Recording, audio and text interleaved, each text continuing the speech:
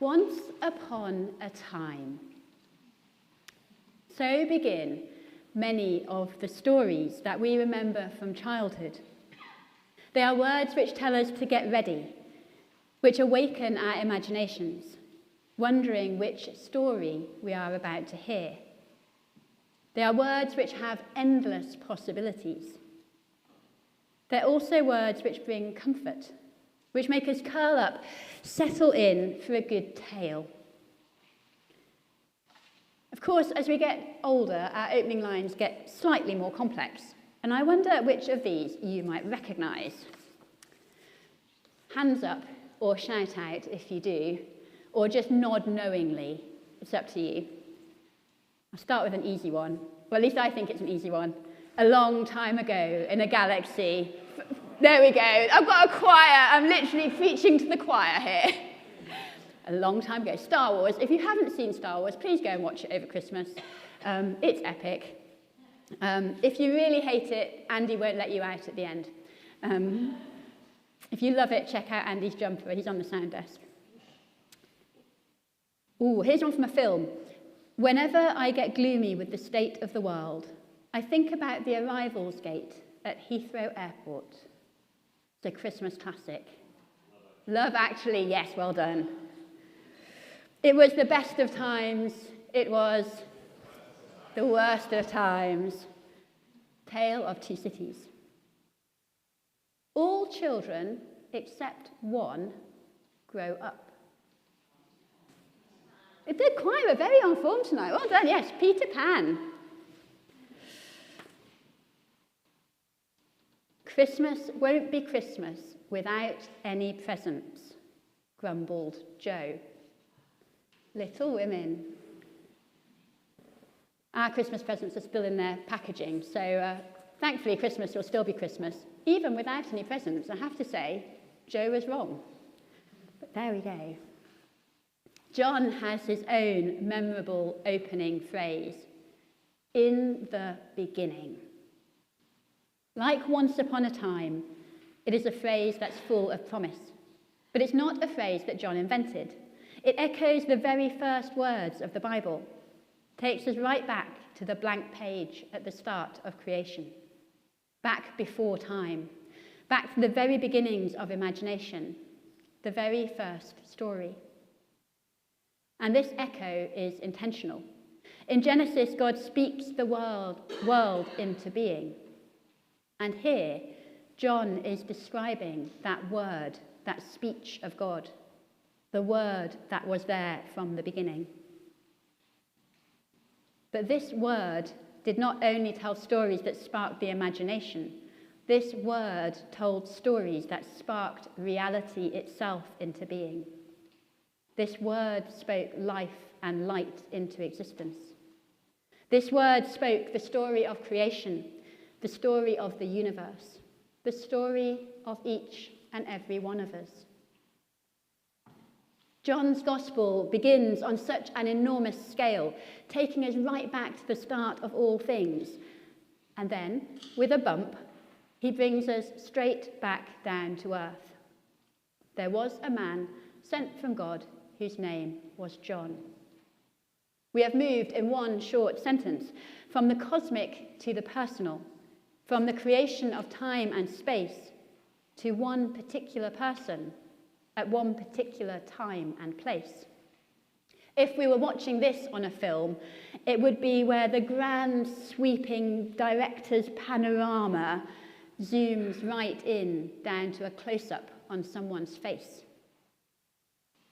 And just to be clear, John was a pretty common name back then. John the Gospel writer is not talking about himself. He's talking about John the Baptist. John the Baptist was the last of the old school prophets out in the wilderness, telling people to get ready for the coming Messiah and baptizing the people who wanted to change. He was telling people that God is not just out there. God is here. God is not only beyond time, God is here.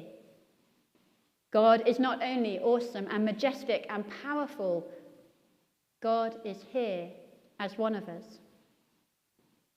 The Word became flesh and dwelt among us. Year in and year out, we remember this birth. We tell our own stories around it. We give it a different twist. We imagine it from different angles. We debate the details. Of course, Jesus probably wasn't actually born on the 25th of December. I mean, they didn't have those months at that point. Of course, there may not have been 3 kings or wise men or astrologers.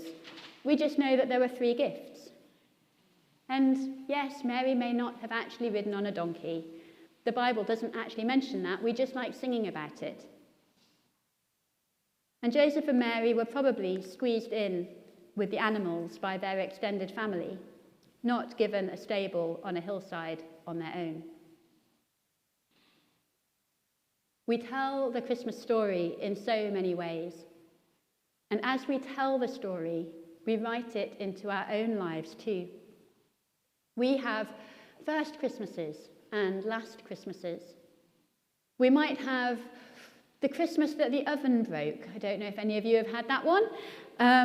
Or the Christmas we got snowed in, which our grandchildren probably won't believe could possibly happen. But we might have had that one before. This one, for me, will undoubtedly be the Christmas I was ill. And when I was blessed by so many people stepping in to help and telling me in no uncertain terms to sit down when I was preaching. I'm sure you have your own Christmas stories too. At least I hope you do. Because Christmas is not only about Jesus' birth and the extraordinary life it led to. It is about the lives of every single person here and every single person who's not here. The Word became flesh and dwelt among us. God became human, not just to make a nice story that we can retell, but to become part of our lives, to live with us, to be intertwined in our stories and to transform them. John describes a world walking in darkness, into which light has dawned. Without a doubt, in the past year, even in the past few weeks, we have seen a great deal of darkness. There have been shootings at Hanukkah, a festival of light, at a university, a place of enlightenment. And against that, there is a backdrop of ongoing, devastating wars in so many parts of the world. We might have had our own periods of darkness in the past year too. We might be grieving the past or anxious for the future. We might have encountered darkness in others, or we might have faced it within ourselves. Into all that comes light. Light in the form of a baby. Light that faces darkness and doesn't blink. Indeed, it comes specifically to find those dark places and to bring light into them. The Word became flesh and dwelt among us.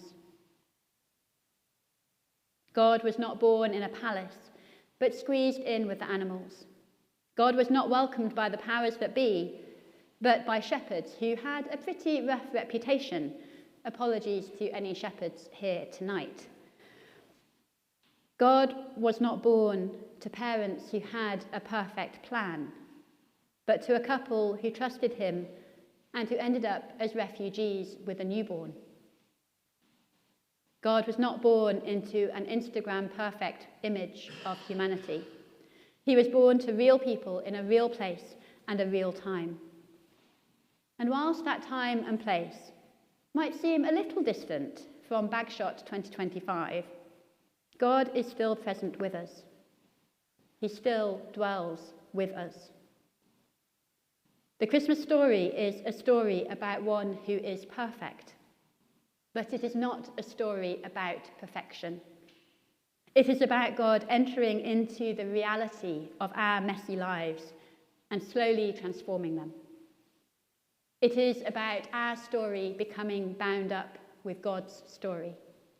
And in that story, anything is possible. God's arrival as a baby is a promise to rewrite the stories of darkness into ones of hope and peace and joy. Not all at once.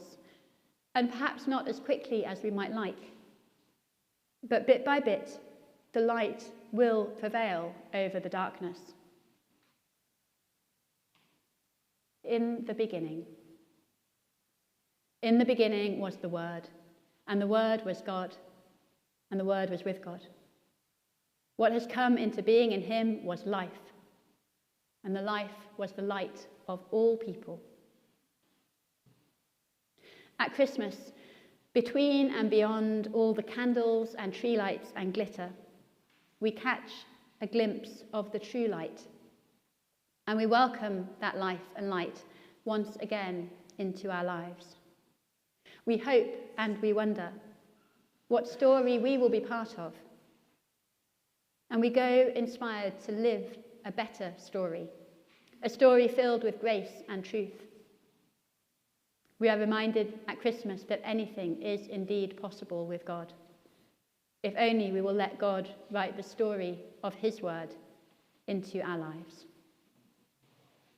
Amen.